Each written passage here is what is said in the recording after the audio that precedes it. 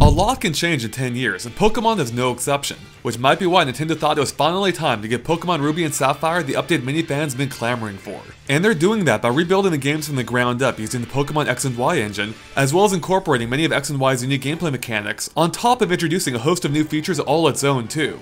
And I had the chance to try it out for myself in Nintendo's Bay Area office in a 3-hour play session, starting from the beginning of the game up to a victory against the first gym leader. Okay, so maybe I'm not exactly the fastest Pokemon trainer. Now I also had the chance to interview the creators of the game, so make sure to stay tuned for that to be posted soon. But please keep in mind I don't have images or screenshots of everything I played, so the footage may not always match up perfectly. Okay, so the core of Pokemon Omega Ruby and Alpha Sapphire is still the same as it was in the original games. But because we now live in a post-X and Y world, the game's been updated to take advantage of the features that generation introduced. So for example, you now acquire the Experience Share item after saving a scientist early into the game, which will allow you to easily level up your entire Pokemon team, as compared to the slower pace of the original release. But perhaps the biggest addition is that Mega Evolutions, which were first introduced in X and Y, are not only a part of Omega Ruby and Alpha Sapphire, including brand new ones, but both games now continue their story from X and Y, as they'll now explore its mysterious origin. Now, because Ruby and Sapphire originally came out in a single-screen world, the remake takes full advantage of the 3DS's touchscreen to provide support throughout your adventure. Of course, this is nothing new if you played any of the DS Pokemon games or even X and Y, but Omega Ruby and Alpha Sapphire takes it a few steps further with the addition of 3 different navigational devices: the Area Nav,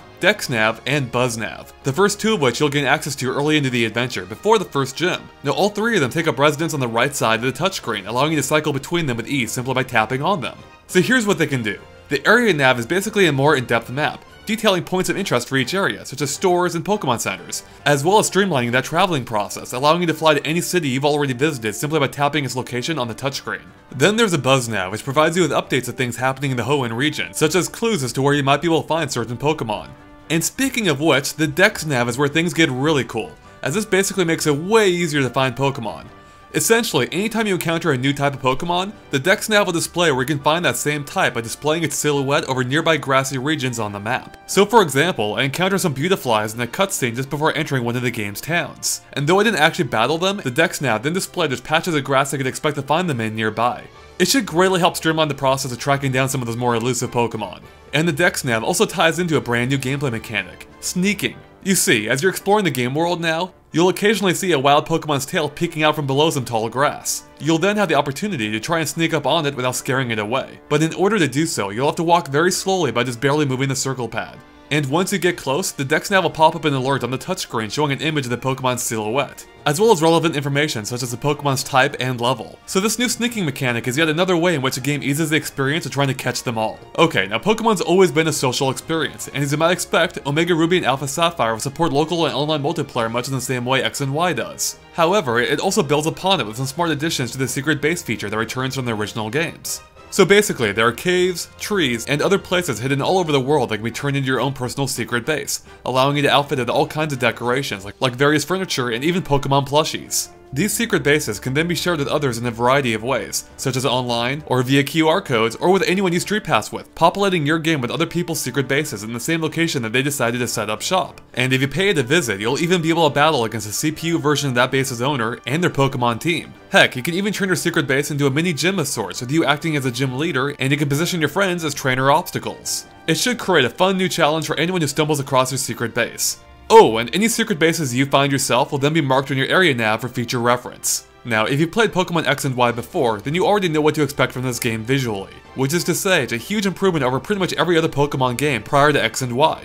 The world has been completely reconstructed with polygons in 3D, and enhanced with added detail too. You can even see blades of grass blowing in the wind. It really does make the world feel more like a real place. And you'll even find a few cute contemporary details throughout too, such as how everyone in your home village owns a Wii U. Unfortunately, while the game does mostly look great, it still suffers from the same limitations as Pokemon X and Y, which unfortunately means the game makes somewhat limited use of the stereoscopic 3D display, relegating it to battle, cutscenes, and a select few areas in the overworld. And even then, the battle still suffered from occasional slowdown with the 3D turned on, but it did seem to run flawlessly when I turned it back to 2D.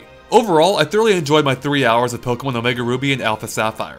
It appears to stay true to the strong foundation in the original games, while making it feel new by mixing it with X and Y's engine, as well as some completely new gameplay mechanics, even including some I haven't mentioned yet, like Cosplay Pikachu. Yeah, you heard me. It's a special Pikachu that can dress up in different costumes to alter what moves he has available to him.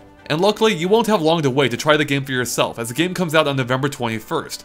Oh, and there's going to be a demo too, and much like the Smash Bros. 3DS demo, you'll even be able to transfer some of the Pokemon from the demo into the full game. Thanks for watching, and make sure to stay tuned to GameXplain.com for more on Pokemon Omega Ruby and Alpha Sapphire, including our upcoming developer interview, as well as other things gaming too.